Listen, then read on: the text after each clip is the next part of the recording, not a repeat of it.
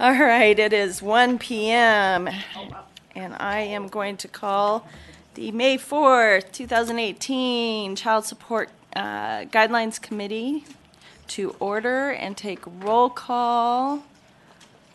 Looks like, I think Assemblyman Pickard stepped out, didn't he? Well, we'll start taking roll call and we'll go from there. Kathleen Baker. Here. Karen Cliff. Ellen Crecilius. Here. Senator Farley. Assemblyman Fumo. Judge Hoskin. Nova Murray. Present. Assemblyman Pickard. Here. Judge Robb. Senator Roberson. Joseph Sanford. Here. Judge Shirley. I don't think your mic was on, by the way, just so the record reflects. Judge Shirley's here. He just stepped out. Judge Shirley's here. Justice Stiglich. Present. Tim Surratt. Don Throne. Present. We have a quorum with 9. And at this point, we will take public comment. Do we have anybody in Las Vegas that would like to give public comment at this time? Seeing No none. one here, Madam Chair. All right, thank you. Is there anybody on the phone that would like to give public comment? Yes, not that would like to give public comment, but I wanted to just say that I'm attending the meeting. This is Bridget Robb. All right, thank you, Judge Robb. Anybody else on the phone that would like to give public comment? Yeah, James Palmer from Winnemucca. Okay, James, you have 3 minutes, and I am very persistent about that 3 minutes, so I will cut you off at the 3-minute mark. But did you get his last name?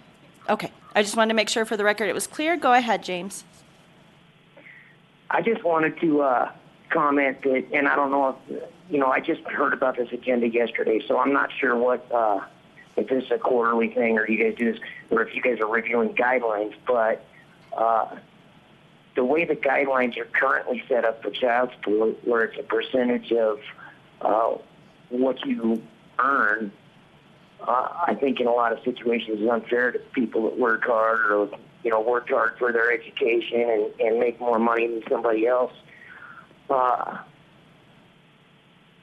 So I think that we should go to some sort of a guideline that's based on what it actually costs to take care of a child. Because to me, it's just like an arbitrary number. I have no idea how they came up with that number, but it seems like there's no link between that number and what it actually costs to care for my child. Okay, That's all I really have. Okay, thank you, sir. I appreciate your time. Is there anybody else on the phone that would like to give public comment at this time? Yes, I'd like to give comment. Okay, please announce your name first, and I give you exactly 3 minutes, and I'll cut you off at the 3-minute mark, but go ahead, sir.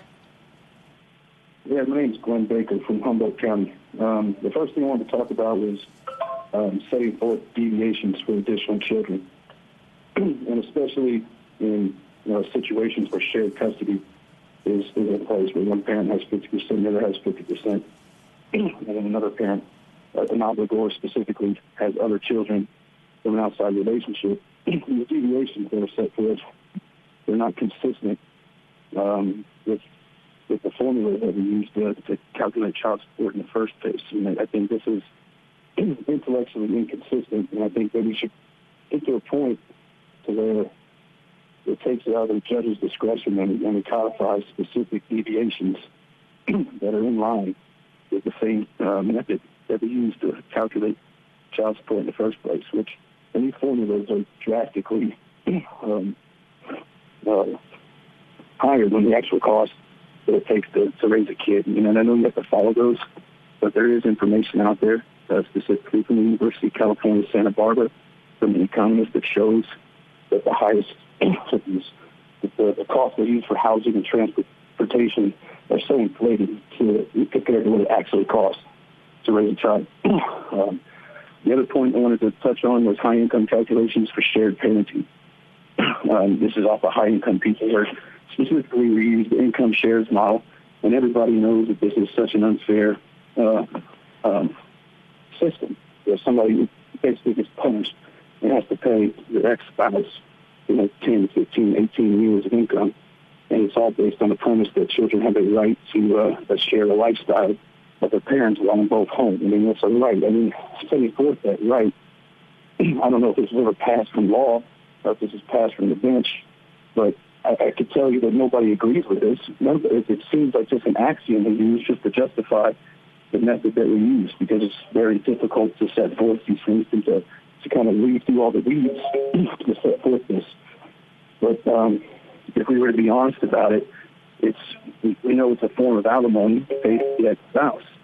And we don't get, these spouses take these high amounts of money, they purchase homes with them, and when the child's emancipated, they keep the benefits of that home. The obligor doesn't get a share of the property equal to the share of income. The child doesn't even get a share of the property. And people know this. People realize how unfair that is. There's not an equal distribution of labor is the problem. I work in a mine, a gold mine, at 3 a.m. I go chip ice in a ventilation shaft with a fireman's axe. My hands swell up, and my ex-spouse, she hardly works at all. And we all know it's not fair. But, I'd like to see these, you're taking care of your kid half the time, you're doing what you're supposed to do, and then you ship off you work hard for what you Okay, get. sir, and you it's just- been you 3 just send it off. minutes. Sometimes it ends up Sir, being 40% it's been of 3 your net- minutes. your net home Sir. pay. Thank you. I have to cut you off. I apologize, but we do this to Sure. everybody. We appreciate your time. Yeah, I and understand. and Thank you. does anybody on the committee have any questions for either of the individuals that are on the phone giving public comment?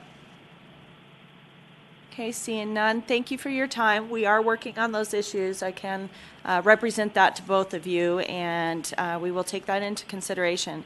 Is there anybody else on the phone that would like to give public comment? Hearing none, is there anybody in Carson City that would like to give public comment? Seeing none, we will proceed with our next agenda item. Approval of the meeting minutes from April 27th, 2018. Do I have a motion? So moved. A second? Second. All in favor, say aye. Aye. Aye. Opposed, say nay. Motion passes. Okay, we're going to move to the next agenda item. As a reminder, because of the short timeline between the last meeting and this meeting, we have the exact same agenda that we had last time because we could not give notice sufficiently to adjust that agenda. So we will start with a discussion about the high income calculations from Mr. Sanford and the new data and information that you provided to the committee, sir. Okay, I guess I just want to start. I know that we're here and there was some discussion that we might be able to put like a spreadsheet on the monitor so everyone could see. Is that possible, or? We attempted that with tech right beforehand, and I did not accomplish it. Part of the problem was I have a Mac. We can use, that computer right there is hooked up. I do not have a USB drive or anything where I could take, do you have it on there? I have it. We can put it on that computer and we can get it up. Okay. Do you want to take a moment to do that? Sure. Maybe if somebody from tech wants to do that while I guess I can talk about it, and then maybe we'll go at the same time. Okay. Why don't you go ahead and start giving some information, and Joy will contact tech for us to work on that for us. Okay. So, pursuant to our last meeting, I kind of put together a spreadsheet to, I think, show in general what our current guideline numbers look like and what those numbers would look like for a large range of incomes, from our current calculation of minimum income at $754 per month. I just took it from the low income table. Same with the all the way up to around $1,500 per month. And then from there, that is when our regular base formula would come in. At our last meeting, we discussed having a couple of thresholds about where we would say people over that income might change to a slightly lower percentage base for the remainder of their income. So, I put the numbers together. I gave a couple of graphs sort of based on where those numbers are now and what the FDA data said. If you want to go into the differences, what happened with the FDA data, because If you can go ahead and hand over your drive, I'm going to interrupt you for 2 seconds, and then they can work on that while you continue. Thank you. so, as you may recall from Jane Venor's report, the FDA data is sort of a estimation of expenditures on children. It's generally considered the high mark for a couple of reasons, especially the way they calculate, I think, housing and transportation, and food in the home seems to be sort of on the high end, but still within the realm. And so those numbers are plotted along with our current formula. And I think you can see with our current formula for 1 to 2 children, we start around the same amount and under the FDA data, but around $6,000. The current formula would quickly exceed the FDA data from there. To note, the FDA data does not provide very high income information. It ends around $180,000 was the last point that they had information as an average. So, anything from there is really kind of just a projection. So, I played with the numbers a little bit. I know that based on the limitations of public view of the spreadsheet, we didn't really have a chance to play with a lot of the numbers, but the current formula, I think, is possibly a little bit high, especially after the 6,000. If might try and go to the computer here and You can turn on the mic from that computer down there too, so that you can speak from down there. Vegas, can you see the spreadsheet down there? Not yet. He left the room. I don't know what the answer to that is. Seemed like that would show down there. It seems like the technology. There it is. Awesome. Okay. And we can see it as well. all right, now that everyone can see it, And one quick comment for those of you that are attending this meeting by phone, please know we can hear everything at your localities if you don't have it on mute. Thank you. so just to run through the spreadsheet quickly, this base percentage is the current amount of income percentage that you would be charged. So it's based off our current numbers for 1 child, 18%, 2 children, 25%, 3 children, 29%, 4 children, 31%. And then the high income and very high income threshold are currently the numbers that were discussed at our last meeting, but are currently subject to change along with these thresholds. So at the last meeting, we had some discussion about how a calculation would basically go. And the way it would work is we'd have a obligor's gross monthly income, say $7,000 per month. And if they had 1 child, from $0 to $7,000, we would pay at the 18% mark, which is $1,260. And that's what that shows here. Because it doesn't meet any of the thresholds, that's all the calculation would stop at.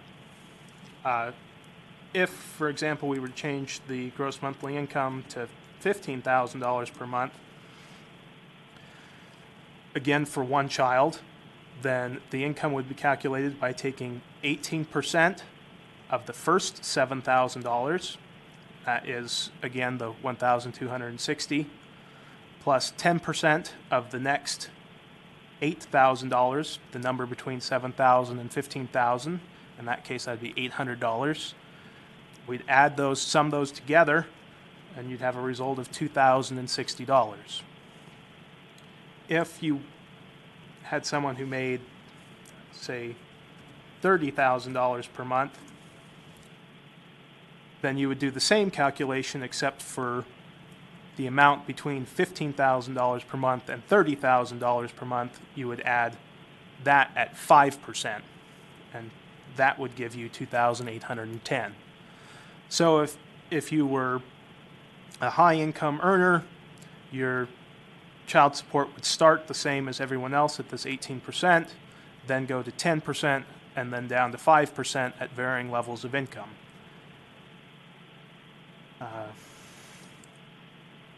Looking at the chart, this is the FDA line, and this is our current line. As you can see, up to approximately 6,000, 6,500, the numbers are below the FDA expenditures, but above that amount, even though our percentage changes and it goes down, it is still significantly above the FDA amount. I didn't give it a ton of review, but I did create one alternative plan that seemed to more closely track what was done before, or what the FDA numbers showed, and that was using approximately a 16% base with an 8% for high income, 4% for very high income, and for 2 children, 22%, 3 children, 26%, 4 children, 28%, and then using same rough percentages for the high income and very high income numbers, and then reduced the high income threshold to the same 6,000 number and the very high income to 10,000 number. And that created roughly this arc. I think it's closer and more reasonable than what our prior numbers were, but I don't want to say for any reason that it would be perfect at this time. I know that there was a separate set of numbers for estimated child care expenditures through the BR4 number, but I didn't have time to really put those together and put a comparison, so this is what I have for now. I hope that anyone who's interested would be kind of putting their own approximations into it and sort of comparing from there to say, what numbers seem to look right to you. In comparison to today's numbers, this would have a lower income percentage, obviously at the base percent, but at the very high income range, it would exceed the maximum caps for one child, and then for 2 and 3 and 4 children, it sort of varies about at what point that breaks. Because the way the maximum caps work, eventually any percentage would exceed the maximum caps, but it takes a pretty high income right now. I think you can see this was $360,000 per month. For 3 children, I think that's about where the maximum cap is now. It's like $1,100 per month. So this would be even at the 3 children, a little bit less for, I think, 4 children, and would be more for 1 and 2 children. Anyone have any questions on how the spreadsheet works? Yeah, on those new numbers that you just did with the 6,000, that one that's right there. Yes. Can you click on the 2 children chart and the 3 children chart at the bottom? Just wanted to see how that tracked. Okay. There was some minor adjustments. We could probably get it to even align more in tiny increments, right? Okay. Correct. And But I mean, again, that's pretty close. It's not a huge disparity there. right. And again, just for the record, the way this worked is it's only using the FDA numbers and not both the FDA and the BR4 numbers. And essentially the way that FDA metric was determined was using the data on how much it would take to raise a child from 0 to 18, and then I subtracted the child care and health care portions, which we currently have as deviation type factors, and so that it wouldn't be counted twice. Those numbers are completely withdrawn. Okay. Madam Additional- Chair, I have a question. Yes. I just want to make sure my understanding is correct, that the FDA number for the cost of raising a child contemplate, that's what is spent total. That's the contributions from both parents. Am I understanding that correctly? I believe yes and no, in that, so the way the numbers I used are for the total household spending for a married couple with it's based on 2 children, but they have a deviation kind of percentage for 1 child and 3 children. And so if we were to compare to, say, a split family, the FDA numbers are based off of the total household income of a married couple and their expenditures, but our child support is based off solely the income of the obligor. So, Right. yes, if that answers your question. Right, and that's the point I wanted to make sure we were clear on, and that is when we were looking at this, and when I was plotting this, mine looked very similar to this. I didn't go up to $30,000 a month, but they were certainly consistent with this. And my point, the point I was trying to make in the last meeting, was that if we went with the 18% and then worked from there, we are essentially making the obligor pay for all of the minimum child expenses rather than contemplating both parties contributing. And so I'm glad you did what I did, which is testing it with lower numbers, and ended up with something that comes in pretty close to, but underneath the total cost curve, which is where it should be in my view. And so the record reflects to Ms. Cliff, I see that you are now here, and also Senator Roberson, you're here too. Additional questions from the committee?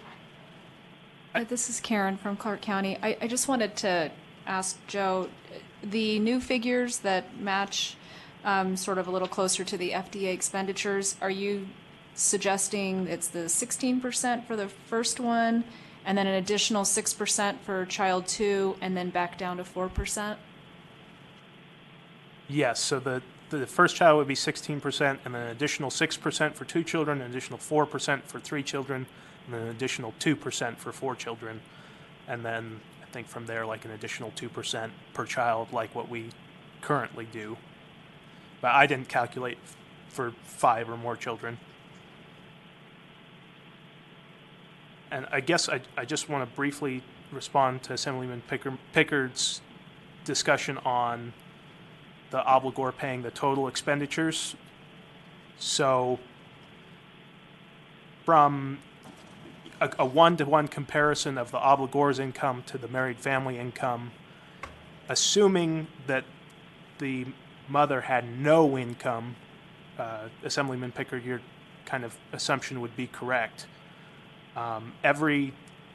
Sort of the way this works, the way the numbers are designed, the way our numbers look, would be the obligor's income would substitute for the full family value, but any income that the obligee, or I'm just going to use mother since it's easier to say. So in a say a mother primary custodian situation, any of her income wouldn't be counted, and so that would have moved them up on the married income chart.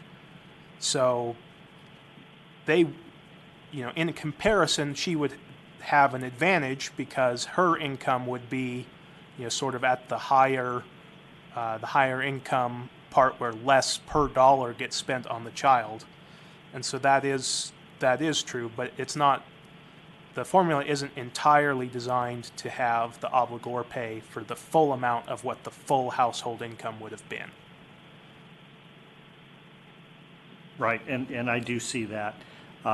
It's not until we get to about I think it's like $6,200, or maybe it's just under $6,000 before we cross the line, before the obligors portion would actually exceed the minimum expenditures.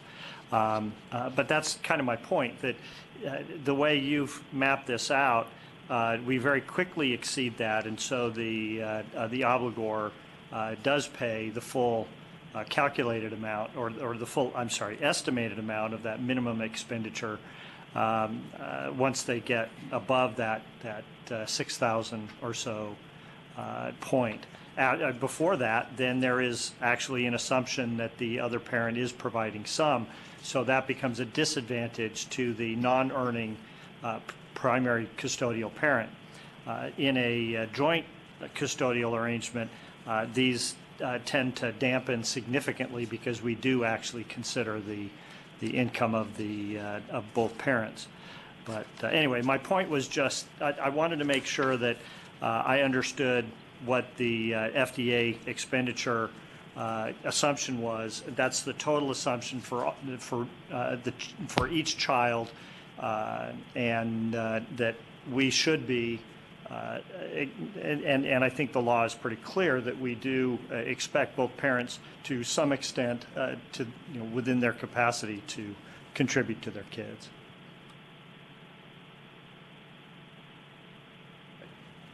I guess I just want to maybe clarify, because I think I understand what you're saying, and it's somewhat accurate with what the data has, and the part of the reason we want to stay below that curve, I think, is because I think the FDA estimate is high, right? I mean, the FDA estimate assumes that each child is a per capita rate of transportation and of food from birth to death, which is probably not totally fair. And the way they calculate housing is probably kind. And so I think being below that curve is something that we would probably want to be, just by virtue of it being a high estimation, and that it's better, more fair to our populace to be below that curve than to be right at that curve. And then the second piece, I guess, was to say, if I might, I'll try to use the figure to explain, would be the FDA number is based off of the married couple's joint earnings.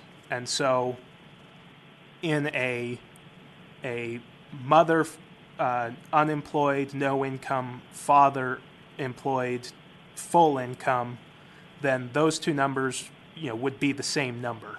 And so in essence, Assemblyman Pickard, yes, the father would be essentially paying every dollar that was going to be spent one way or the other.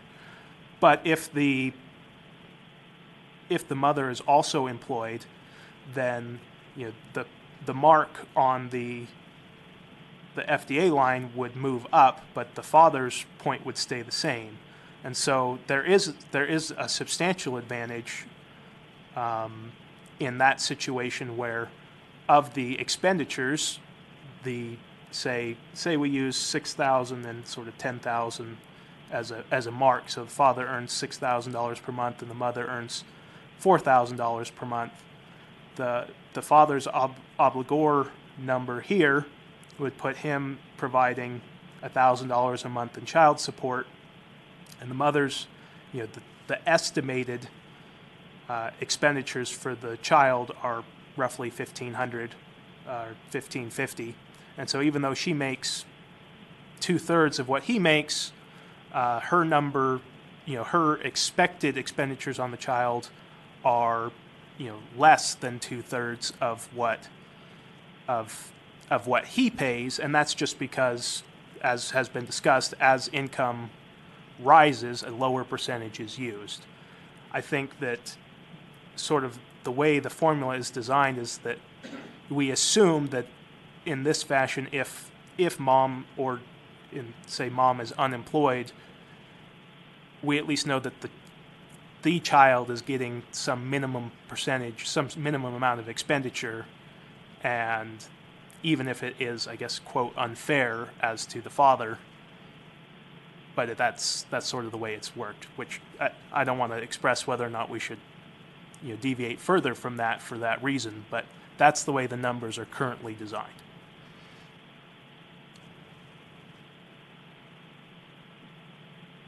Joe, this is Karen. So do you believe after manipulating the numbers that this is sort of the closest calculation, the 16.64, or do you think that we need more time to further assess the percentages? I think that more time should probably be had for a couple of reasons. One, to get this to the committee members timely, it was kind of the work of a couple of hours, and I think that we can do better.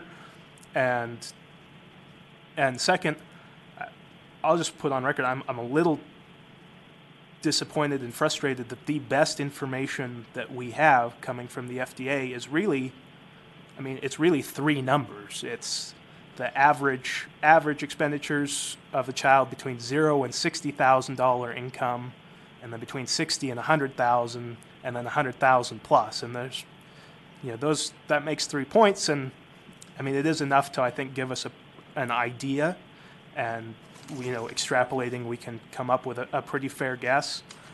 But I can't help but think that someone has done slightly more in-depth or calculation, especially I think on the lower income scale between $0 and $100,000, where that's currently 1-2 points of real average data. That seems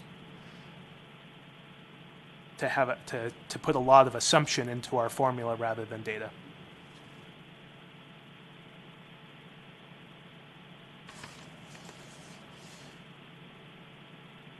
Go. Yeah, go ahead. Any additional comments? I'd like to, Ellen, can I put you on the spot a little bit on that, on his statement about that, whether or not, your take on whether or not we have better Nevada numbers or not, or information out there? I haven't looked recently, but I'm not aware of any more specific Nevada numbers. Yeah, and I would express the same kind of, the concern, I feel like that's the concern we've had from day one, which is make sure this aligns with the average cost of raising a child, even though no one has a freaking clue what that really is. And I think, as a parent, I look at these numbers a lot thinking that that's just crazy, but it doesn't seem to make sense. But a quick Google search certainly didn't show any better numbers than this, and I think based off of the fact that we have a report that sort of used these numbers as being the best numbers, there probably isn't a lot. And it is enough, I think, to make a pretty, that estimation isn't that far off from what everyone else sort of is doing and where that is around the country. And the numbers are within the range. This isn't a complete guesstimation. I think that there should, at the very least, I'd like to include the second line, the BR4 numbers. I didn't have kind of time to recreate those for this sheet, but and just see if those are, obviously they're going to be, I think, a little bit lower just because that's what they were in the Jane Venor report, but I think especially to read how they got to those numbers might make us feel a little more comfortable about which sort of methodology we adopt, and then once we have that, I think we should just try to fit our line as best we can to that. And I think that that'll probably be as accurate as the current data allows. Madam Chair, if I might. Yes, go ahead. And this is anecdotal, and I don't have the benefit of the spreadsheet that I built, but I used 15% instead of your 16, and I used the BR4 numbers, and it came in just slightly below, the 15% was just slightly below the BR4 number, so I suspect the 16 is probably going to land right on top of it. Well, if anything, what it's taught us is our 18% is too high. And we knew that. We knew we needed to adjust down some. My next comment would be, we are indebted to you for going through this amount of work for us to help us see this and getting this work done for us. I really appreciate it. I think it's significant for us to sit there, all of us be able to play with the numbers and adjust it and see where it lands and get it right. I also feel like our motion last time for our methodology for these income levels is accurate. I feel good about it. I feel like this actually answers a lot of the questions that Judge Hoskin, who isn't with us today, kept saying we're not seeing it in context. We're just making up numbers, and I don't think we are just making up numbers. So my personal opinion right now is that we give you time till the next meeting, which you do get a little bit better break this time, to do exactly what you've stated you want to do, and give us time to play with these numbers some more and get it fine-tuned and take another look at it at the next meeting. Does that sound appropriate to everybody? I'll make a motion to that effect. Okay. I'll second it. All right. Any further discussion? All in favor say aye. Aye. Opposed Aye. say nay. Motion passes.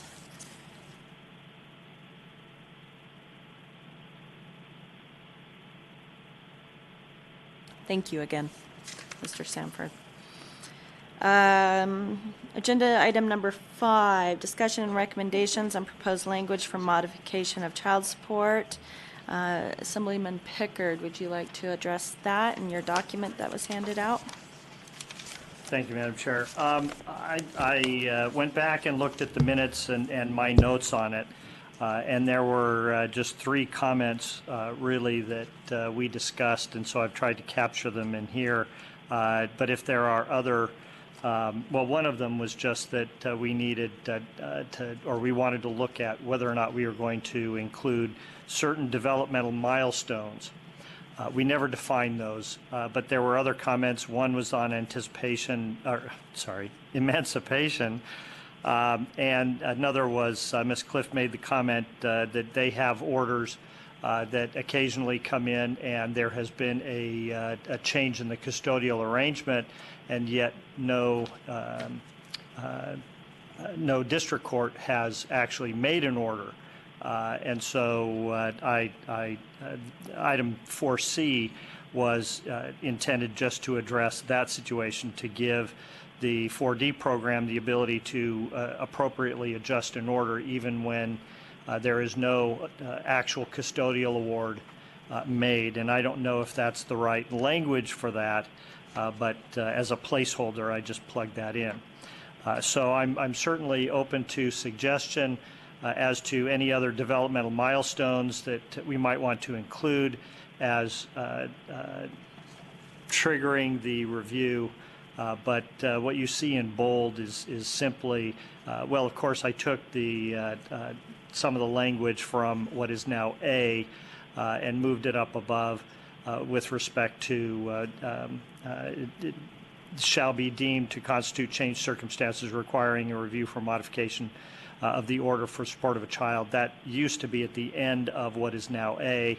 I moved that up and then created these 3. So that's what I have. If anyone wants to suggest other developmental milestones that should trigger a review, I'm certainly open to them.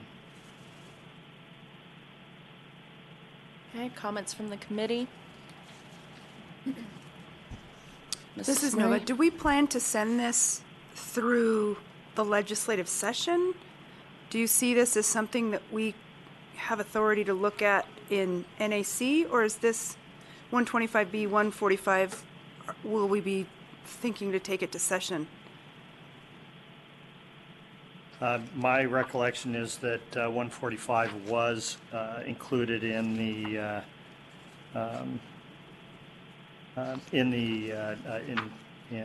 AB 278.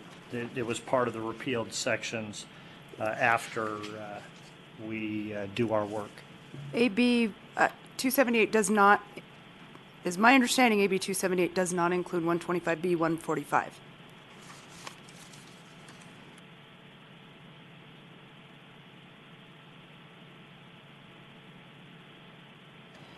Well, I think several of us are looking right now, so hold on just a moment, and we'll respond.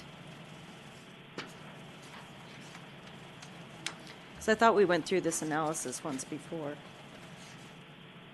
Yeah, it was my understanding that we did that, decided that this is within our purview, which is why we decided to do this here. AB 278 starts at 125, 150. That's the earliest.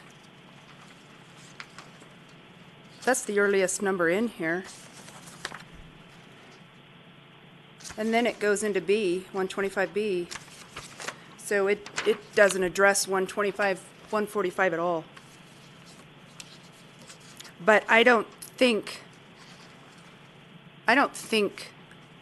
even if we can't put it in here, if the committee has recommendations, the welfare agency can't put them forward. But if everybody thinks it all fits together, somebody should consider putting some of these things forward without the committee, or with the committee's backing. So pursuant to AB 278, Section 3, NRS 125B.145 was left intact but amended. It was amended under Section 2B, which just states that if the court has jurisdiction to modify the order and take into the account of the best interest of the child, determines the modification is appropriate, that the court shall follow the guidelines that we set forth. But the actual language before that is untouched.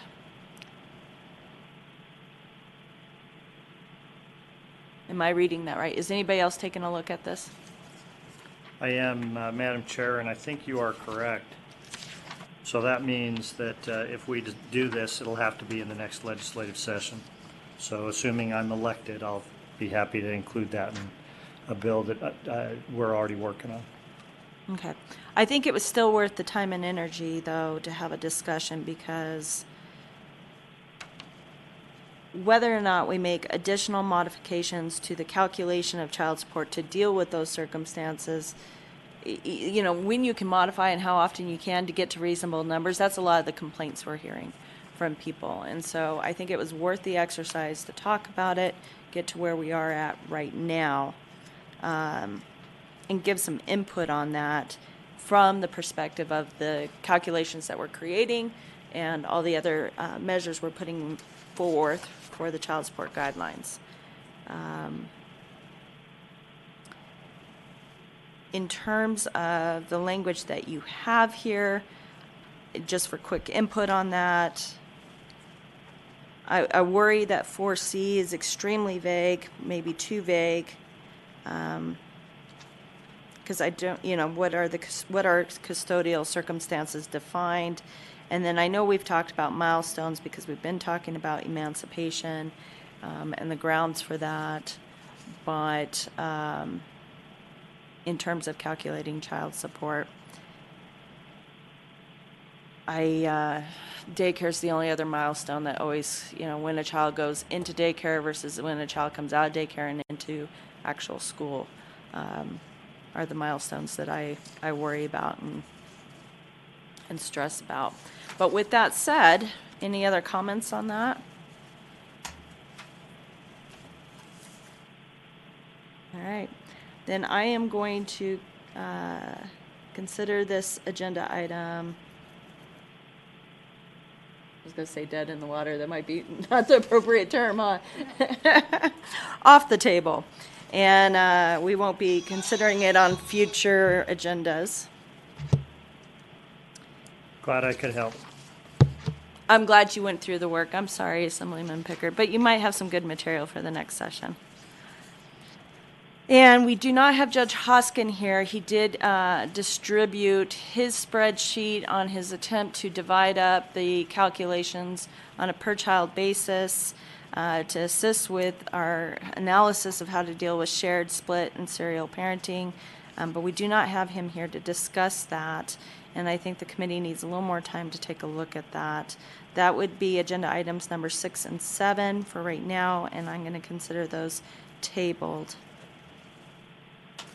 Now, agenda item number 8. We haven't had a good discussion about this yet, and I'm wondering if we're kind of ready, especially with looking at this chart and maybe taking a little bit of analysis and look at it. Agenda item number 8 is discussion and recommendations on guidance for the courts regarding how to calculate a deviation for additional dependents in the home where the payor does not have a court-ordered support obligation. And I would say, well, any thoughts? Does the committee have any comments and want to dive into this topic yet? Ms. Throne, I see you. Are you pushing your button? I'm pushing my button if I can reach it.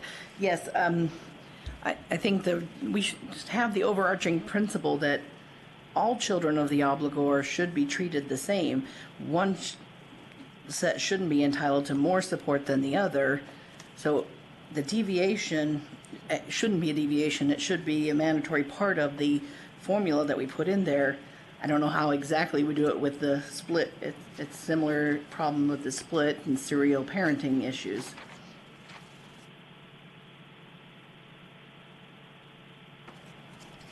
Mr. Sanford, did you want to say something? Sure. I was going to, I guess, make a similar comment where I believe how we choose to do child support calculations for especially the split and serial parenting, in this case the serial parenting, might resolve this in sort of the same piece, which is, I know there was some discussion about doing serial parenting is in a similar manner to how the new Miller decision kind of put it, and whether we want to have, and that I guess that was for split, but using the same sort of methodology for any number of children. And then I think that this agenda item had a question on whether or not, one, it matters whether they have a court-ordered support obligation for, say, a new child in the obligor's home, and the concern that,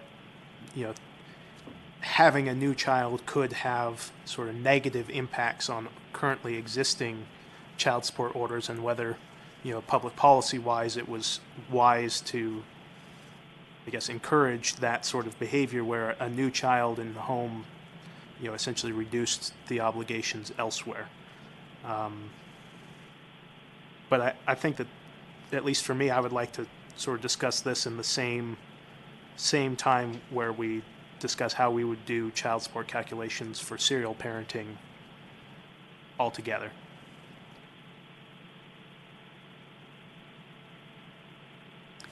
I also think it's something for us to keep in mind as a committee in terms of what language we use throughout all of our guidelines that we put forth, and paying close attention to whether and not that additional language is in there about court-ordered or not, and keeping it,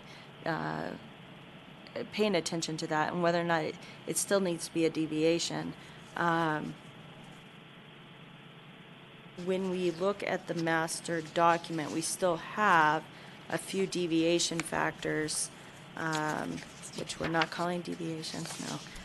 But they are truly deviation factors that we still need to kind of fine-tune and hone in, and I think this may be still an appropriate spot or appropriate item for those factors to not forget about and have them included.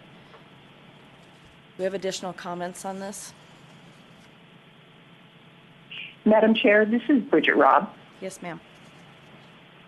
The only thing in listening to Assemblyman Pickard's comments, the only thing that leapt to my mind is trying to treat this as a serial parenting type of circumstance would necessarily presume that the two other parents, not the parent who is paying child support, but the two other parents potentially have equal income, which is a presumption that I don't think we can make. And I think what we may need to do is look at something that is closer to what I know the 4D system is doing right now, which is an agreed upon number. And the number that is being used right now may be too low, but I don't know how in one child support case, when you don't have jurisdiction over the other child, we are going to be able to even things out in a way that you would be in a serial parenting kind of situation. So if I'm following you right, are you thinking along the lines of for each additional dependent that you have, you get a $100 discount or something like that, or I have no idea where that number came from other than okay. That's what's being done now, as I understand it. I defer to the people who work in that area, but the orders that I see have a deviation, and the deviation is relatively modest, at least in Washoe County. And we may look at a larger number, but I simply think that trying to analogize this circumstance to serial parenting may be unworkable.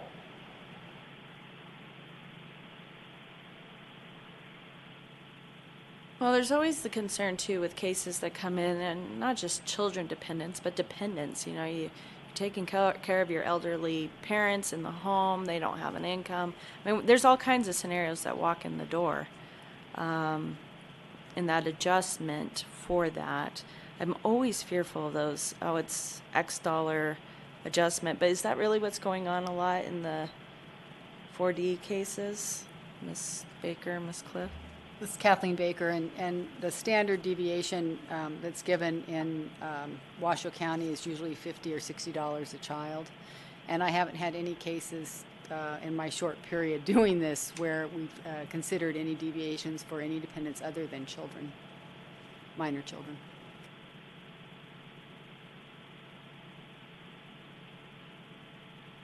This is Karen from Clark County. I think this agenda item was a little confusing to me. I didn't understand if we were trying to change anything or still leave it as a deviation factor. The court-ordered part I thought was interesting because it's just whether or not there is a legal obligation, court-ordered or not. We give deviations whether or not there's a court order so long as the non-custodial parent has a legal obligation, whether that's by court order, whether that's because they have been found to be the legal father, maybe the child was born during marriage, maybe they're named on the birth certificate, they've signed a declaration of paternity, they've legally adopted the child. So as long as there's a legal responsibility, they're entitled to a deviation. So I guess I just wasn't sure what we were attempting to do with this agenda item, whether we just wanted to leave it as a deviation, in which case if we left it there, then all of those considerations that Judge Robb pointed out could still be addressed. In terms of a formula, we're not permitted to have a formula for deviations, but as Ms. Baker noted, I tend to see it falling within that range, somewhere between 50 to 75, depending on the income of the non-custodial parent. Sometimes there is an issue in terms of after-born children.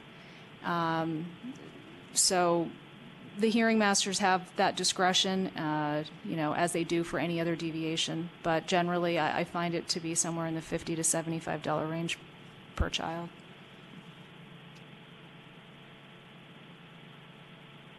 And I know this agenda item developed over time from some really old agendas that we've just kept pulling it over. And as a recollection of exactly where it came from, I don't have it anymore. I just looked at the recommendations and the guideline report, and I thought it came from there, and it may still be in there, and I'm just not seeing it. but it did kind of develop out of all of that. I think that that flat rate discount per child is part of that conversation. I personally don't. I'd be fearful for this committee to get too detailed like that with a specific dollar amount, especially considering the differences between Clark, Washoe, and the rules, and whether or not we could even accomplish something like that. I fear that we don't need it, or not fear, but I would say we don't need this, but I think we do still need to take a good look at the deviation list and make sure we're at the right place at the end of all of this, and that we have the right factors in the deviation list, that we didn't get rid of too many of them, and that we don't need to add any at that point. Any additional comments?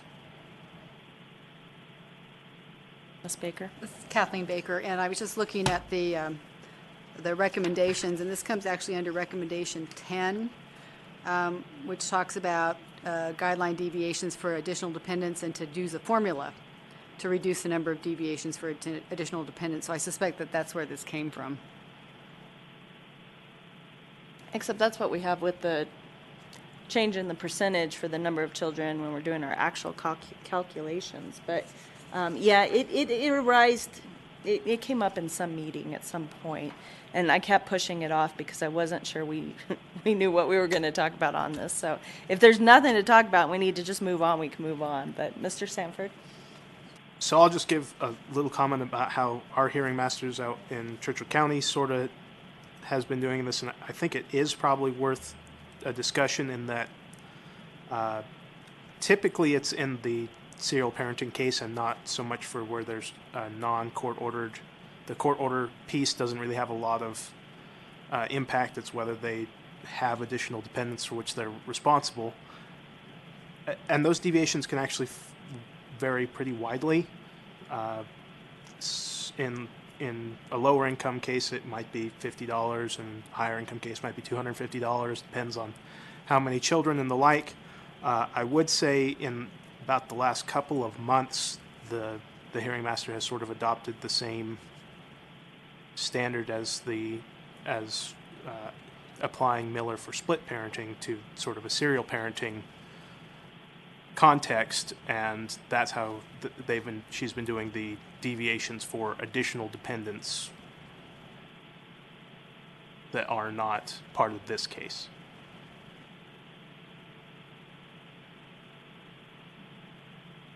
Well, so the issue is, are we ignoring a whole element by just saying it goes in the deviation factors for the court to determine, and on a county-by-county basis, really, they're making that decision on how they're going to deal with that? Because you do get people coming in constantly saying, but I have a California order on another child, and I'm paying out X amount of dollars there, and that's not taken into consideration. Whereas, had it been with the same mother, it would have been taken into consideration. Or the same father, when doing the math. And of course, that's a court order, and the language we have here is about does not have a court order, but I think you're right, that's not the relevant part of this discussion. The relevant part of this discussion is, how do we deal with the additional dependents when they're not part of the same two parents math calculation on 1, 2, 3, and 4 children, right? And that's correct. And in cases where we have jurisdiction, we always try to put all cases with the same obligor on at the same time if we have jurisdiction over that. But again, if there's a California order or another state order, typically we try to do it as if it was a Nevada order, but we just can't modify the California portion. So does the committee have an appetite for it still just staying as kind of a generic language for a deviation for the court to make that determination? Or is this something we're concerned about getting some consistency throughout the state on?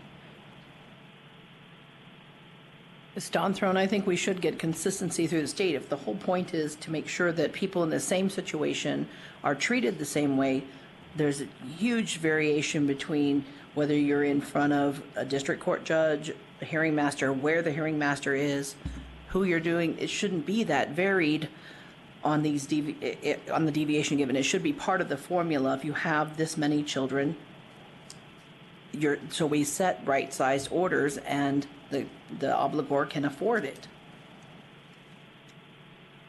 Keith Picker for the record. And this is dealt with somewhat, at least within Nevada-specific orders across multiple parents that we discussed, that I brought up the potential language before, where if we move it to a per-child calculation, we can still use the percentages that we come up with. We still go through that process, but then we reduce it to a per-child order. At least with respect to the Nevada orders, then it's all consistent. If there are children where we don't have orders at all, that would be an appropriate deviation factor outside of this. But the language we proposed was modeled somewhat on the Miller case, and we came up with a per-child calculation that then it didn't matter who the parents were. It didn't matter if they were, I mean, it's the same amount for each parent based on income and the number of kids. That resolved much of this. It won't fix the orders from other states, but it does address the rest of it. This is Karen from Clark County. So I just sort of a couple of things.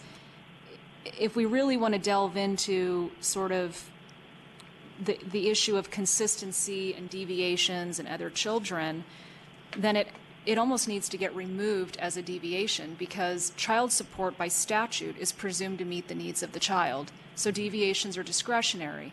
So if your goal, and our committee's goal, is to create consistency in the entire state, we would then remove it as a deviation factor. We would then need to create some sort of regulation or statute that says other children must be considered. And at that point, you have this secondary analysis. What would be the figure? What would be the number? And I'm not sure where we're at in this commission to sort of go down that avenue, or whether we would want to. But I think Judge Robb had a really good point. When we're providing a deviation, and if we create consistency and we make it a mandatory consideration, we're now telling the judge and saying, well, your child support figure did not meet the needs of the child. You must consider this other piece. And then what would that number be? It's so difficult. Some of these individuals, they are going to be at the statutory minimum. So to set a number like 35 per child will end up with the petitioner in this particular situation with a very, very low child support order. And as Judge Robb pointed out, we don't know if that child's needs are being met by virtue of the other parent's income. So I think there's a lot of testimony and a lot of other things that need to take place if we're going to have this issue removed as a deviation. The beauty of it being a deviation is that it allows the hearing master and the district court judge to really consider how many children are involved, what are the income of the parties. But with that, I understand Ms. Throne's comment. It does allow for some inconsistencies. But I don't know if this commission has time to remove this and create another regulation or a figure. It's going to be very time consuming, and I'm not even necessarily sure it's feasible given what Judge Robb said. I agree with her.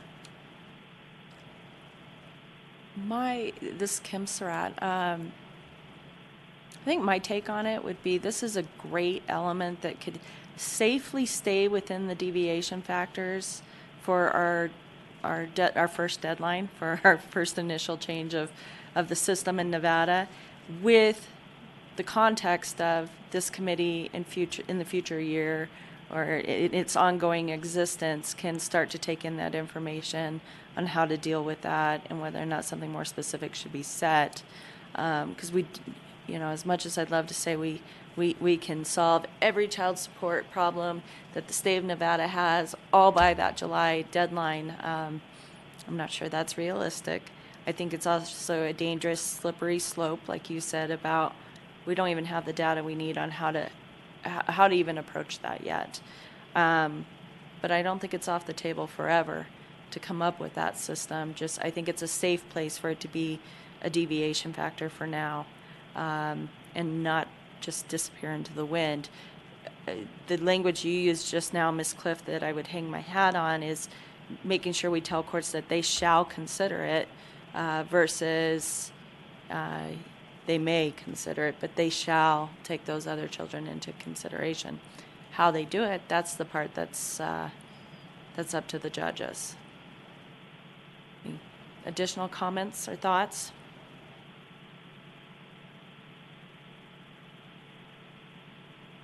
Crickets. Nothing? I would make a motion that we keep it as a deviation factor, but we also incorporate it into our language on the calculation telling the court they shall take it into consideration. And when I say deviation, we leave the discretion within the judge's hands as to what the actual math and calculation is going to be on that. Do we have a second? Push your button, please, so it's on the record. Second. Second from Justice Stiglitz. Any further discussion? Hearing none. All in favor say aye. Aye. Aye. Aye. Opposed, state nay. Motion passes. I will make an attempt at that language myself to get it incorporated into our master document. Let me make a note real quick.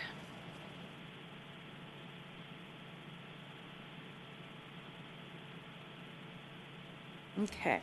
Now on this agenda, because this agenda had to come out before we even had our last meeting, it was the identical agenda to last time, and we resolved agenda items number 9 and number 10 at the last meeting, and we do not have to discuss those further. Agenda item number 11, for the next meeting, I have combined it into the discussion that we're really having with Mr. Sanford, because that's really what that is, and we've already had it.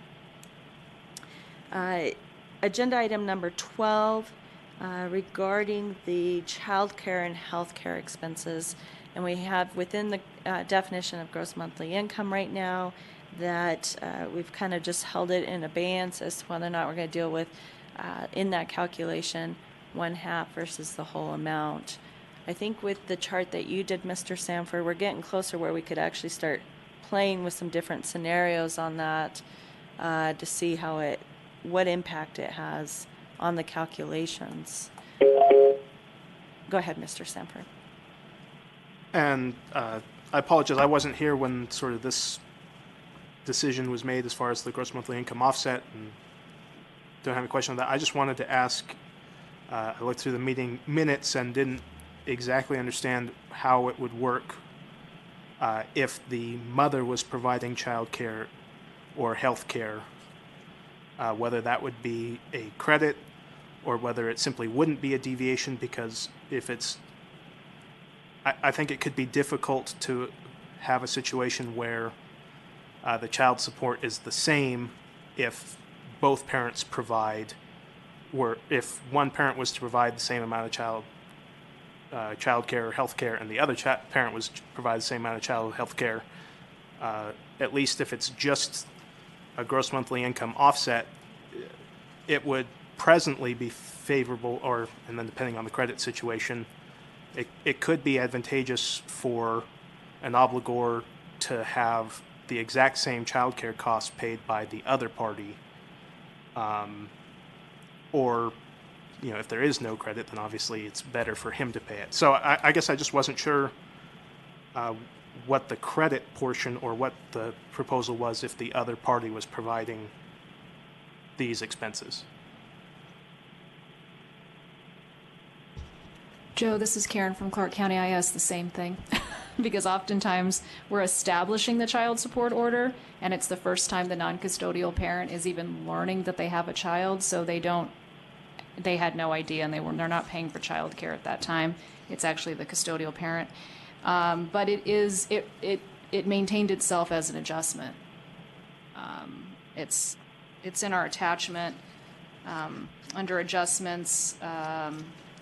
It's actually the cost of child care. So I think that'll help our offices respectively. Yeah, with the concept being that if you are paying child support and you're paying the medical insurance, that you get an adjustment on your gross monthly income for that. If you're not the one paying, if you're paying child support and you're not the one paying the medical insurance, then obviously your gross monthly income does not adjust for calculating, but we still had the medical support language that you still have an obligation to pay to assist with the cost of the medical insurance. Okay, That's the way I feel about it right now. I don't know, are we on the same page within the committee? I think we've struggled with it a little bit. And let me, to kind of color it some more.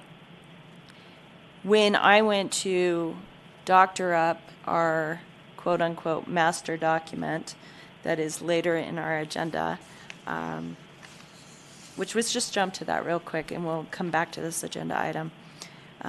So under the master document, which is agenda item number 13, we were a little bit behind on getting this document up to par, and one of the only ways I could, and it's still a little sloppy, obviously, because I really did a cut and paste from final documents that we had made motions on, got it all into here so we can just start seeing it from top to bottom type perspective, from beginning to end. And we had approved the medical support language. We also had gone through this gross income adjustment language on the medical. But now that we can see it all in one document, we have to see how it flows. And bits and pieces of this need to be rearranged to different spots within this document to get it to work. But we have the medical support language, and then we have the adjustment on the gross income definition.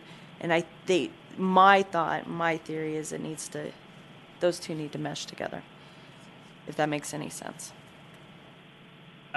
that does make sense to me. I guess I would just put it out as I'm just going to use some wildly exaggerated numbers to illustrate, I guess, my concern, which was on having it not matter which parent pays the exact same amount, would be assuming obligor income of $1,000 and child care and health care expenses of $500.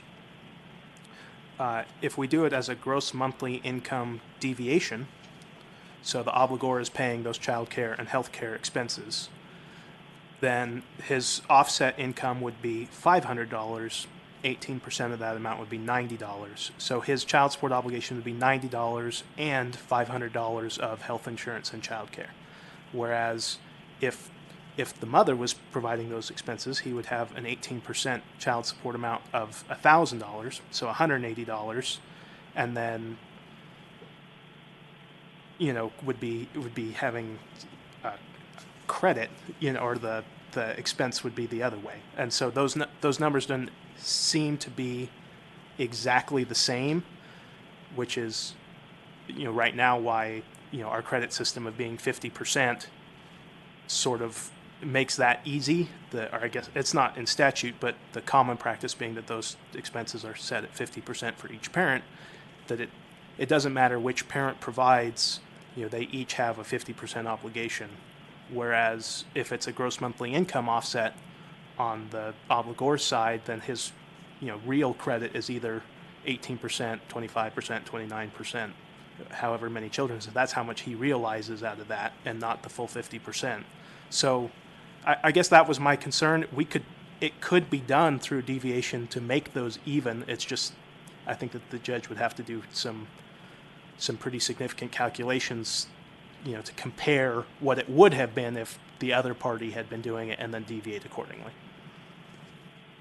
But as a committee, we've had discussions about the issue of you come to a right-sized order based on the FDA numbers, and this is what is needed to raise a child, right size that you can afford in theory, and then you add on and you add on and you add on, right? Because that's where we see a lot of really irrational orders, is when you add the child care, the health insurance, and the child support, all three together.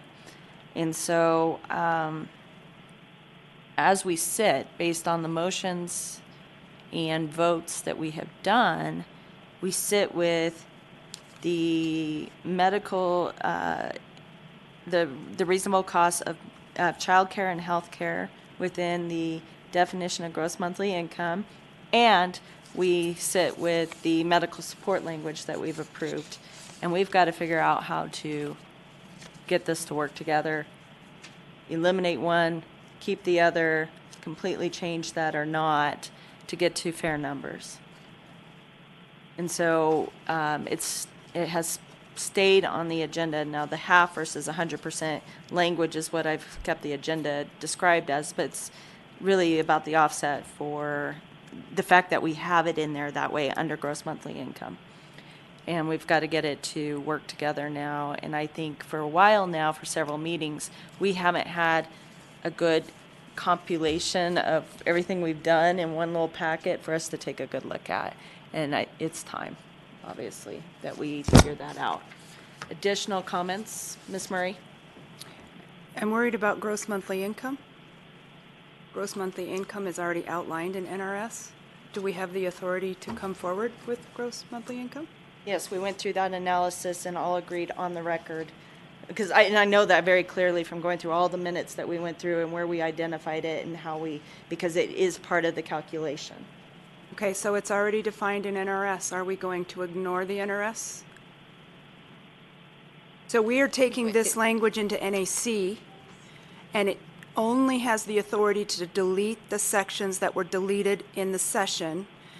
Gross monthly income was not deleted. It was deleted and replaced. Well, we went through this analysis and we got there. And if anything, I'll bring that analysis from those meeting minutes back to the next meeting to show how we got there. But it is in the minutes. We went through that exact analysis, and I think it was based on your comment, that exact comment at a prior meeting, that we went through that analysis and got there. Got to that This same is Karen conclusion. from- Yes. This is Karen from Clark, and I think the statute says income. I think gross income for purposes of establishing child support does not exist in the statute, which is why we felt that we could draft this. But in terms of the earlier discussion with Mr. Sanford, when we go through and sort of define income in terms of medical and child care, the medical language still has that, reasonable is 5% of the gross monthly income. That's sort of the other piece that we'll need to kind of think about when we're talking about gross income is, would the obligor, the non-custodial parent, only receive up to 5% of his cost? So, for example, the scenario that Mr. Sanford discussed where the GMI is $1,000 and the cost might be $250 or $300 a month, 5% of the GMI as reasonable cost would only be $50. So would the cost of calculating support, would we only deduct $50? No, and we've gone through this analysis on the record a couple of times too, because that 5% is just regarding whether or not the cost of the insurance is a reasonable insurance versus an outrageous policy, but not in regards to how much each parent is obligated to pay of that policy. Okay, I say that because as of right now, at least in the 4D program, we use the 5% rule because we do have parents, let's say a non-custodial parent whose health insurance is 25% of his gross monthly income and is seeking an offset or a deviation. And our hearing masters say that's considered unreasonable. We will give you up to 5%, or petitioner can provide the health insurance. So, I mean, maybe that's clear. Maybe we're all doing it the same everywhere, but if it's greater than 5% of the gross monthly income, it's unreasonable. I'm not advocating one way or the other, but I do think that in developing the GMI language, we will have to consider that, or at least clarify that, because I know at least in our program, if it's greater than 5%, we tell the non-custodial parents. That's unreasonable. So, it cuts the petitioner's support dramatically if they're paying an exorbitant amount of money. The petitioners would almost prefer to provide the health insurance themselves and receive a medical cash award.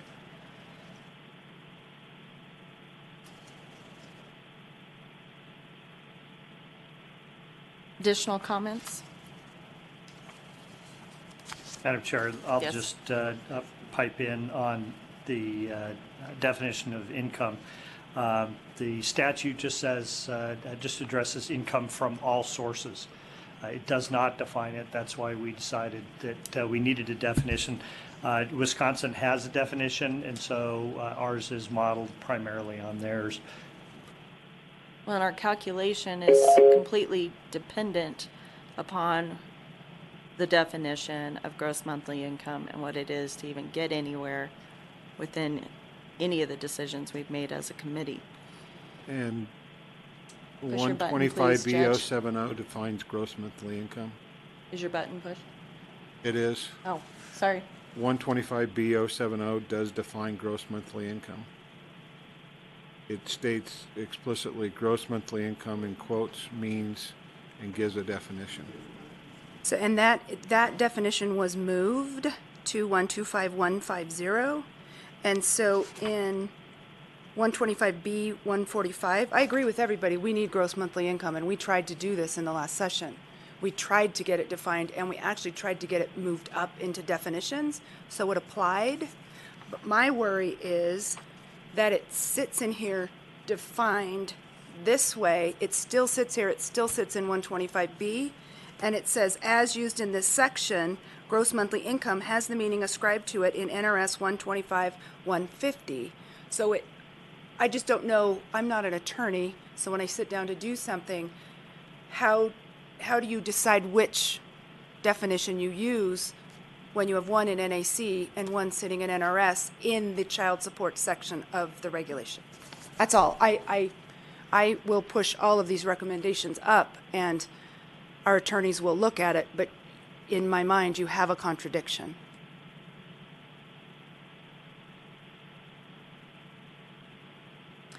I'm going to pull the minutes because we had this exact conversation in a prior meeting early on. When we first decided to even go down this road of defining gross income, we had that exact conversation. And I'll pull the analysis of how we got there because I know it's on the record. We all approached it and came to the conclusion that we were okay. So let me pull that for the next meeting. And we will put that under ideas for future agenda items.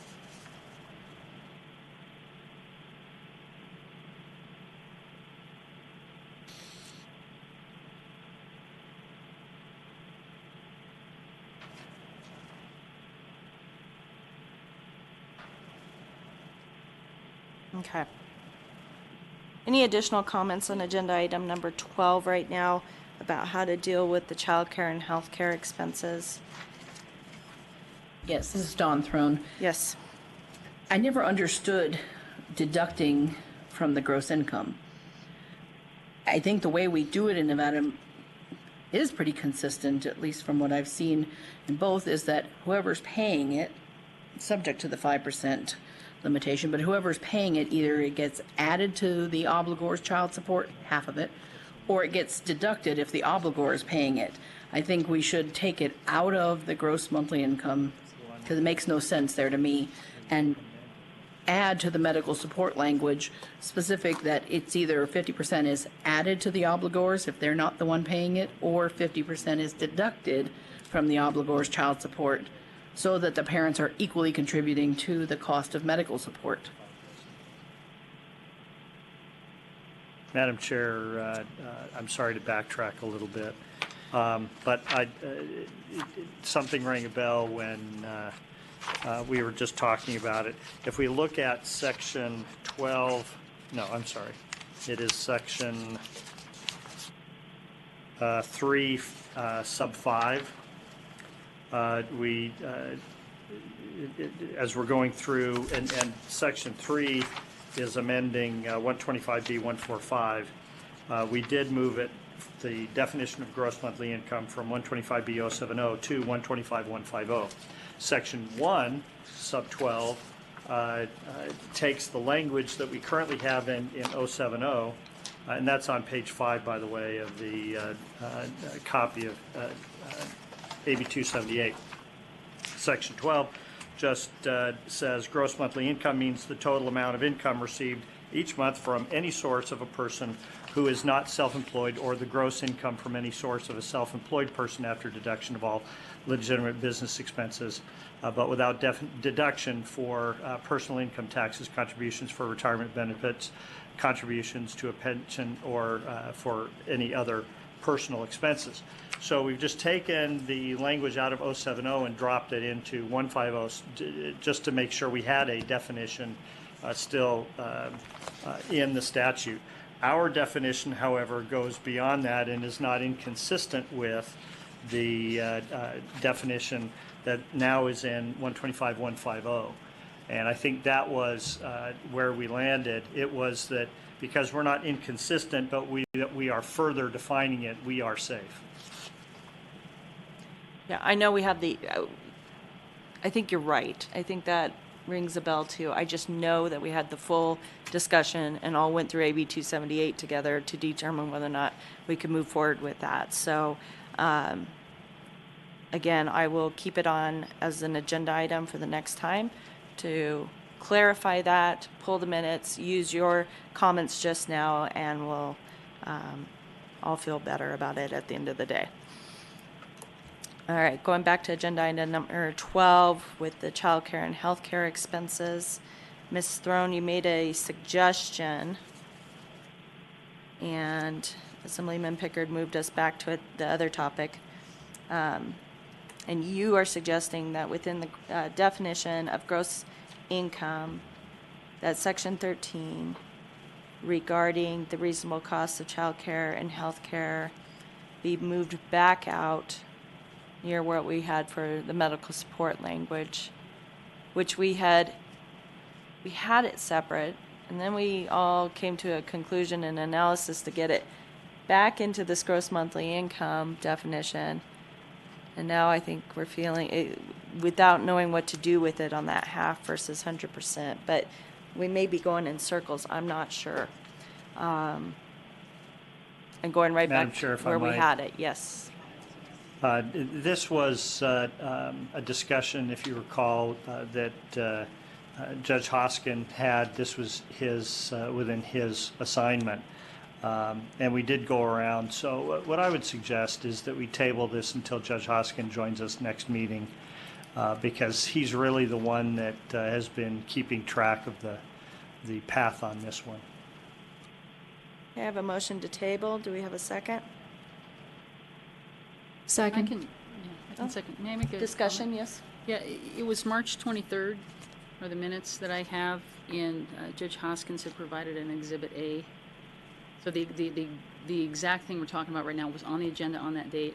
He provided an Exhibit A that kind of laid out how it related. So just for purposes of when we talk about it when he's here, that's what it is. Okay, and I will add that as, well, I can't. The next agenda's already done. But we'll keep that in mind when we go to that agenda item next time. All in favor of tabling this to the next meeting? Aye. Aye. Aye. Opposed? State nay.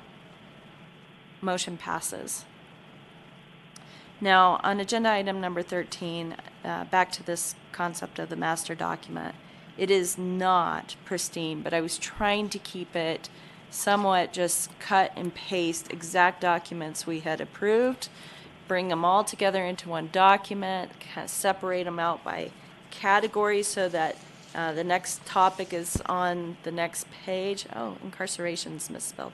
I'll fix that. Anyways, and it just to get it some clarity where it was easier for us to go from full document, full topic to the next. As we discussed in the last meeting, we will be giving this document to LCB, to Legislative Counsel Bureau, to actually formalize for us. So we had been getting a little bit worked up about subsection A, B, C, and the flow of that. And I think by separating out the topics into separate pages like this, get away from that a little bit. So that within each one, they should read and have some fluidness to it. I also dropped in that chart on the low income payers because we hadn't had it incorporated into the document for us to work on. We kept all having to go back and try to fish it out. But now maybe we can see that. The child support calculations, other than low income, I took out for high income just because it seemed, I don't know. I changed the title for now. But right now, that is the document from last time from Mr. Sanford, not with the adjustments, and because we are working on those adjustments on percentages, but I at least got the language in here. Some of the notes are still there. That's all stuff we have to clean up with time. The page with adjustments, that's really the deviation factors. You'll see childcare is still there just because we haven't made an official, we haven't really officially decided what to do with all of that, obviously. So this list is something that we will work on with the future agenda, and I want us to kind of really hone in on this now, especially with the discussion we had about the language I'm going to come up with regarding how the court must consider other children, other dependents, but keep it as the court can make a determination on that calculation. But this is something that we haven't we haven't sat and really looked at with clean eyes. The emancipation language is language that we completely voted on and approved. Same with, the modification language was dealt with today and will be taken out of this now. And stipulations and orders language, we have specifically, we've approved the exact language on that. I have at the very, very end just other changes to current language that's just not showing up anywhere because it's language we're deleting or not including back in, but we had a vote initially to delete penalties and only keep the interest, and that's something I don't want to lose track of when we have LCB do some drafting for us, that it doesn't sneak its way back in. So if we have it part of this document, we don't forget, or we don't have it make its way back into the language. Am I, off the top of your heads from that quick summary, missing any big things that we have discussed that anybody created document-wise that is missing? I know it needs to flow better. It needs some reorganization. There's all that we need to start working on, but am I missing any big items anybody can think of? I tried to go through the minutes. It was a lot harder than I thought to get to this. Madam Chair, I Yes. just have one question. I don't remember that we came up with a decision one way or the other as to the per child order language that we had discussed, that I had taken the first crack at. It's not in there, but I don't remember deciding whether or not we were going to incorporate that. On the So per that would child be order final. language, Judge Hoskin provided us with a spreadsheet for playing with the formulas, but Ms. Baker, you were just making a comment. I don't remember seeing the chart. I thought there was going to be, at one point, you were going to put together a chart with Judge Hoskin on the per child and how it's calculated and send it out. And I don't remember seeing that, but for me, I really am not terribly visual without visual aids.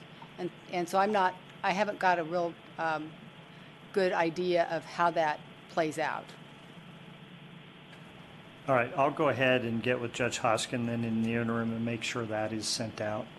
I know he and I have discussed it, and we tabled it, and so I haven't touched it since, but I will get with him on that.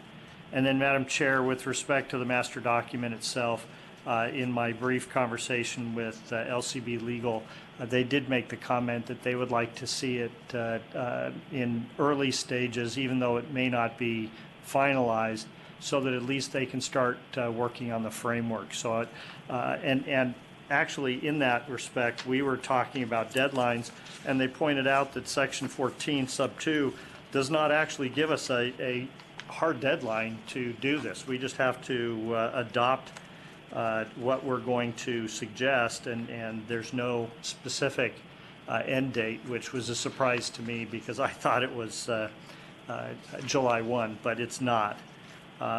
In any event, they would like to get an early copy so that they can start working on it, even though they know that the language may change a little bit. So I would suggest once we get to a point where we think on any given item that we've settled in on what we're going to do, I would like to get that over to LCB so they can start putting that together.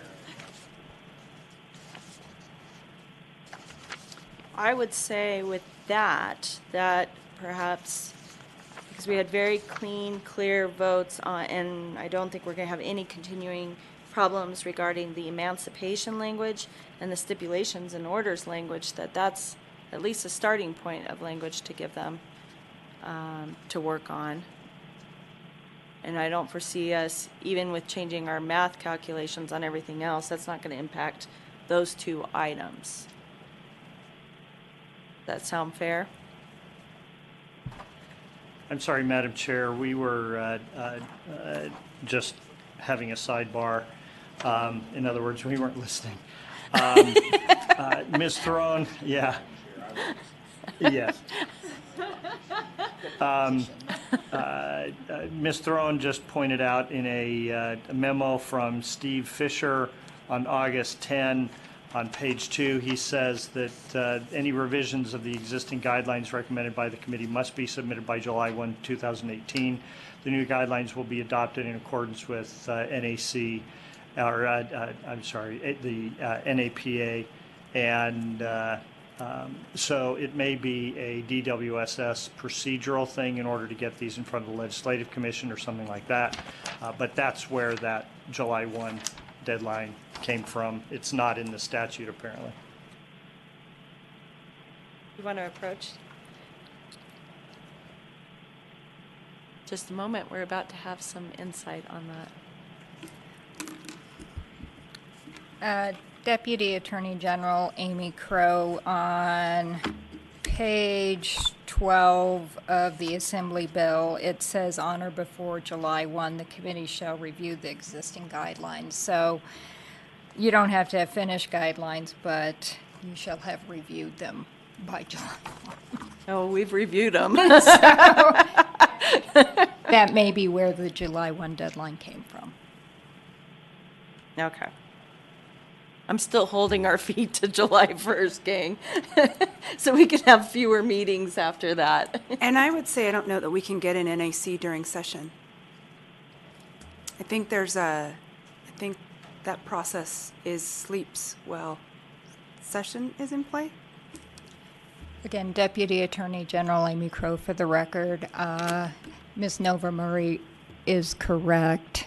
That's at some point, and I don't have the date in my head, but prior to legislative session, there's a deadline, and after that deadline, you cannot pass any NAC during session. Yes, and for a period beforehand. Okay. Because LCB will be too busy. Yes, Is kind of the exactly. concept, right? Okay. Yes. It makes sense. So And the sooner we get it to them, the better. I before would they're also drafting. say there's a pretty good runway to get the procedural stuff done to get into NAC. We're already You're correct. pushing that timeline at the July 1st date. You are correct. I think we are much further along than sometimes it feels. I think we actually are making headway, and I think a huge part of making that headway is Mr. Sanford's efforts for us, which just made me feel dramatically different today. So keeping that in mind, again, if LCB would like something to start sinking their teeth into, I think, which is the part you missed, Mr.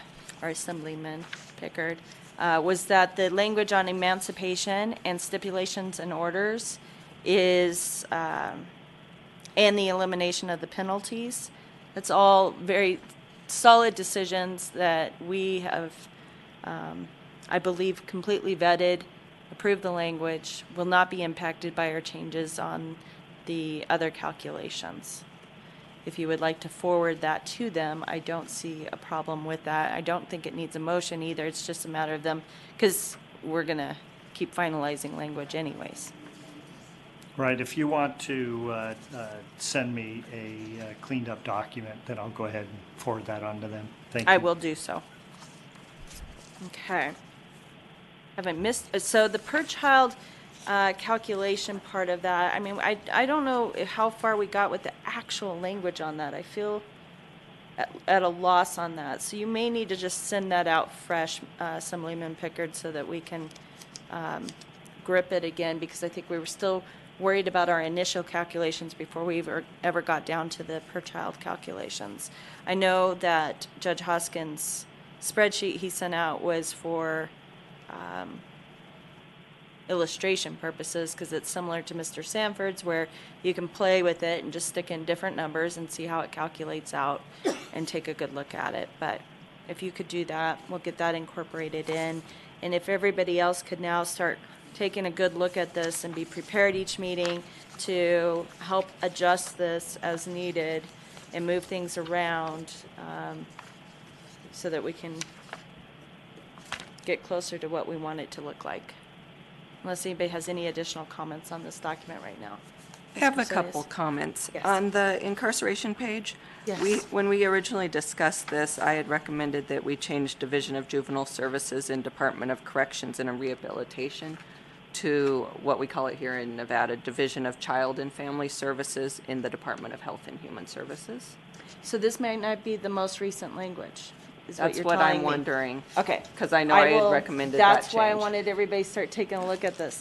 Check if final language on that document. Okay. Yeah, and then my other comment was on the table that's included in here. A couple things on this. This is based on the 2017 Federal Poverty Guidelines. The 2018 guidelines have been released, so Okay. that might change the numbers. The other thing is this table's dependent on the percentages. It's using that 18% and the other percentages that are existing. So if we're changing the percentages on the other piece, not the low-income piece, that may affect this too. May change this chart. Can you give us an updated chart with the 2018 numbers? I can. Meeting? Okay. And then, do you want me to keep the 18%, or do you want me to try to go off the 16 that was used this time? What percent should I? My personal opinion would be you start at the 16% and what were your numbers after that, Mr. Sanford? 22. Can you? Actually, if we change the slide on the screen, we can tell you exactly.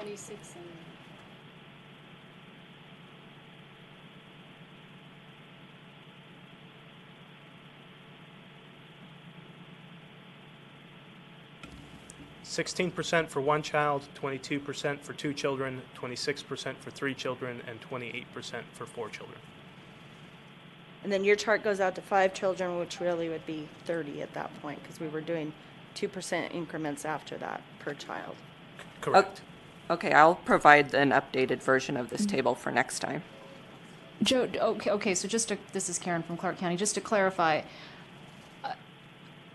I thought those were just for high income percentages. Are we talking about revamping percentages for low and high income to the 16? Ms. Casillas probably needs to explain how she created this chart to explain how that works.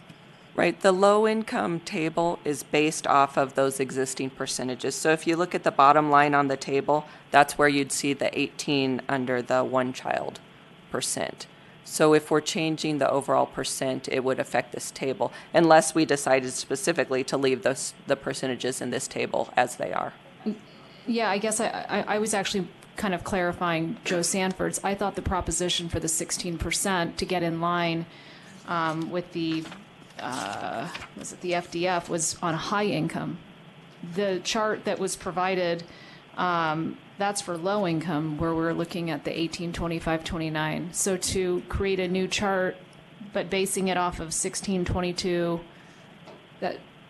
am I wrong? Is that a different proposition? Okay, Or so are we looking at? Yeah. so this is Joe Sanford for the record. The 16, 22, 26, and 28% is for all income other than low income.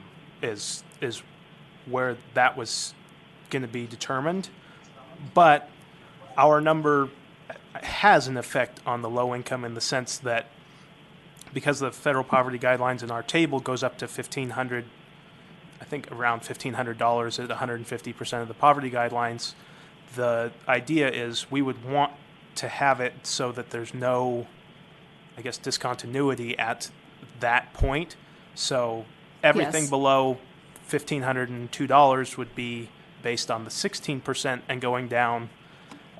I'm not exactly certain how the table was made, but I think it looked kind of like a linear thing down to the 75% of the poverty guidelines. So if we changed the overall percentage calculation to use 16%, 22%, 26%, and 28%, then the maximum amount on the low income table should also be at 16, 22, 26, and 28%, so that there's no,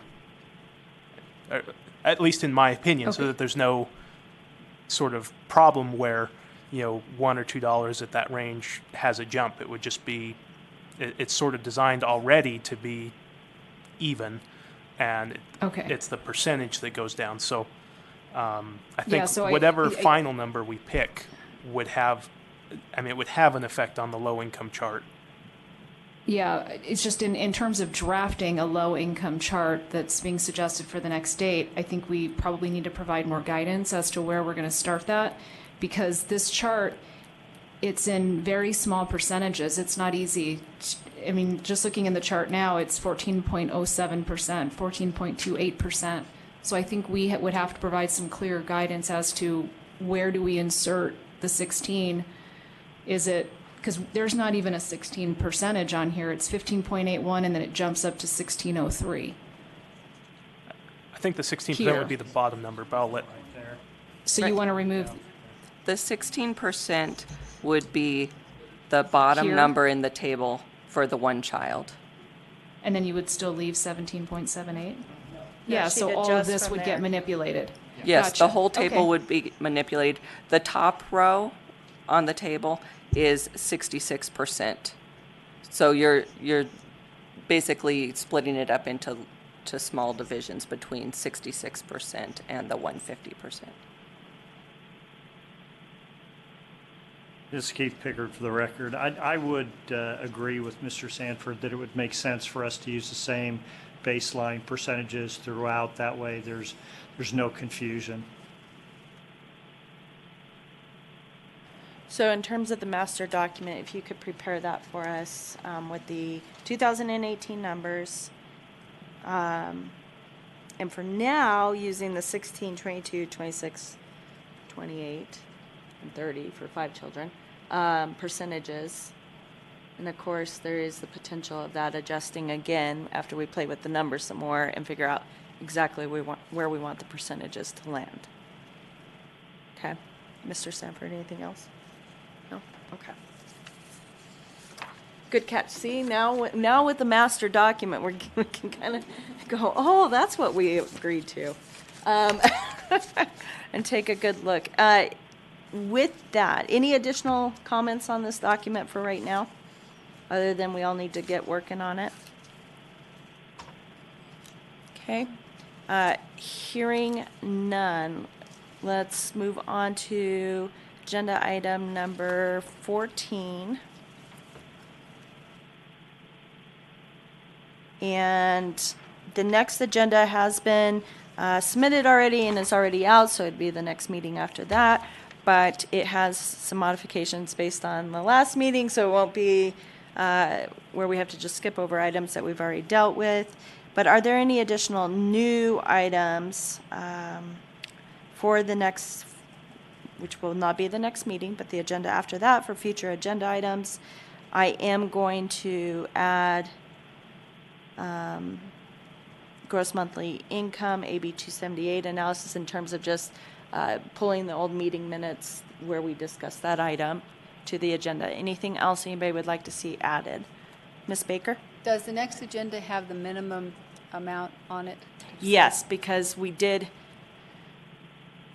in time, discuss that for me to add to the next agenda, yes. For us to deal with, how did I word it? This minimum per child, yeah, child support calculation versus just what the chart goes down to. Any additional items? Ms. Yes, Thrum? and it's kind of related to the master document, but looking at it now, I think that the medical support language needs another paragraph to be specific about the adding and the subtracting to come to a final child support obligation. And I'm happy to take a stab at drafting that additional language, and we can put that on the agenda. Okay. Medical support language, addition, Ms. Throne. Okay. Additional items? All right. We will now move on to agenda item number 15, which is public comment. Do we have anybody in Las Vegas that would like to give public comment at this time? Seeing none, is there anybody on the phone that would like to give public comment? Yes. Okay, sir, please start with stating your name. You get exactly 3 minutes. I will cut you off at 3 minutes, but you're welcome to start. Hey, everybody, this is Jimmy Carr again. I just wanted to comment on the proposed charts here, or the proposed formula. I'd urge the committee to really weigh the credibility of the FDA numbers versus the BR4 numbers. As a parent with primary custody of an 11-year-old kid, I find that the FDA numbers are inherently incredible. And I'd urge the committee to make sure that whatever percentages they come up with maybe should align with BR4 instead. And that's what the things that I submitted last time tend to align with BR4 because FDA numbers, it really just doesn't make any sense to me. In order to do that, it's not just a reduction in the, I noticed the committee was talking about reducing the 18% to 16 and doing that throughout the number of children. But what really would need to be done is there should probably be a reduction in the next level of income as well, and the income after that. So I'd urge the committee to take a look at the chart the proposal I submitted again, run the numbers. In fact, the numbers are already charted in James and Orr's report in exhibits, I think, 29 to 32. So there are the charts in there, and it compares these things to the BR4, which I think is a much more reasonable calculation of how much of child-related expenditures. That's all I had. Have a good day. All right, thank you, Mr. Carr. We appreciate your time and efforts with us. Is there anybody else on the phone that would like to give public comment? Hearing none, anybody in Carson City that would like to give public comment? Seeing none, I will entertain a motion for adjournment. Move to adjourn. Second. Second, all right. All in favor? Aye. Aye. Opposed? Hearing none, motion carries. See everybody at the next meeting. Thank you.